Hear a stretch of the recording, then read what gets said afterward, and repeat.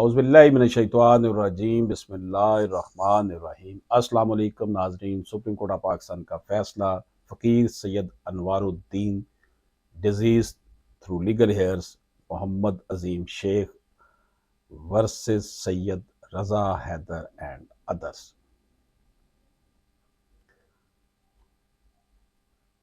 Civil petition number 3210L/2023 and civil petition number 518/2023। Justice Athar Minallah, justice Musarrat Hilali, justice Irfan Saadat Khan, इन तीन justice साहबान ने इस केस को सुना। फैसला लिखा है जस्टिस अतर मिनुल्लाह साहब ने। नाज़रीन इकराम, इस केस में जो डिस्कशन है वो उसका पस मंज़र आपको मुकदमे का बताते हैं कि ये मुकदमा हाई कोर्ट के फैसले के खिलाफ अपील से मुतल्लक है, जो निचली अदालत के फैसलों को बरकरार रखता है। यानी कि सिविल कोर्ट, डिस्ट्रिक्ट कोर्ट्स और हाई कोर्ट ने उसी फैसले को बरकरार रखा। निचली अदालत में एक औरत जिसके बेटे ने दावा किया था कि वो ज़हनी तौर पर अपनी विरासती जायदादें संभालने के काबिल नहीं है कि हक में फ़ैसला सुनाए, इसके वालिद की वफ़ात के बाद इसकी कीमती जायदादों का हिस्सा तनाज़ा में शामिल ट्रांजैक्शन के ज़रिए मुंतकिल कर दिया गया, जो कि एक भाई की तरफ से की गई जिसके पास अवामी ओहदा था। बेटे ने इन ट्रांजैक्शन को धोखाधही करार दिया।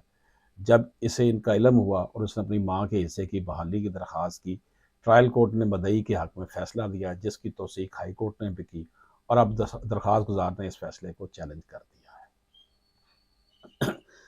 नाज़रीन इकराम, इशू क्या है जी जो हम इस वीडियो में डिस्कस कर रहे हैं? इस वीडियो में जो हम इशू डिस्कस कर रहे हैं वो ये है कि what must a subsequent vendee prove to establish themselves as a bona fide purchaser under section 27B of the specific relief act 1877।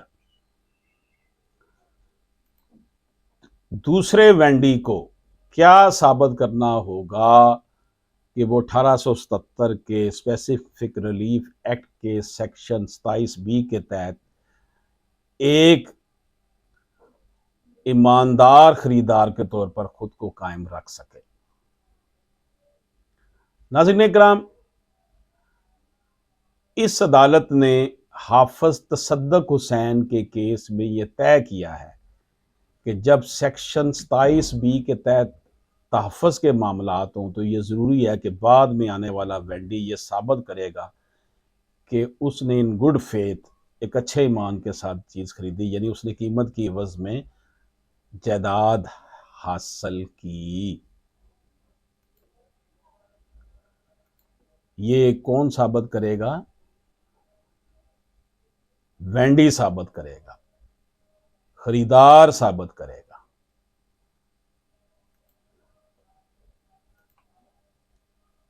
Wendy को यह साबित करना होगा कि उसने जायदाद को माकूल कीमत पर खरीदा है, यानी वो एक खरीदार के तौर पर माकूल कीमत की अदायगी कर रहा है।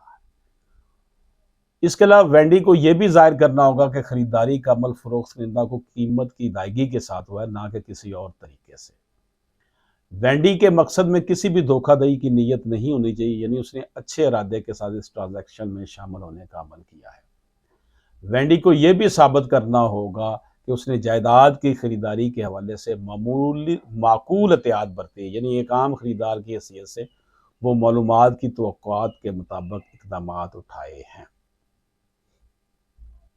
गोया कि जो वेंडी है, खरीदार है, सब्सिक्वेंट खरीदार, सब्सिक्वेंट परचेजर, उसने ये साबित करना है कि उसने जो ट्रांजैक्शन की है, bona fide purchaser under section 27B must show they bought the property for fair value, acted in good faith and conducted reasonable inquiries to ensure the transactions legitimacy।